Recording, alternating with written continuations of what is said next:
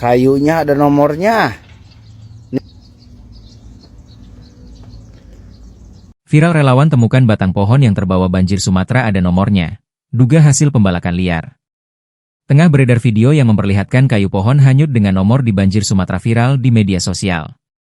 Hal itu membuat dugaan adanya perusakan lingkungan berupa pembalakan liar menjadi penyebab bencana alam kian menguat. Video tersebut viral usai diunggah oleh akun TikTok Maidah 0932 dan hingga kini telah ditonton lebih dari 2,1 juta kali tayangan. Dalam video tersebut memperlihatkan seorang pria yang diduga merupakan relawan tengah menyoroti nomor di batang pohon yang hanyut. Batang-batang pohon yang telah tumbang tersebut sangat besar-besar dengan tulisan nomor berwarna merah. Kayunya ada nomornya.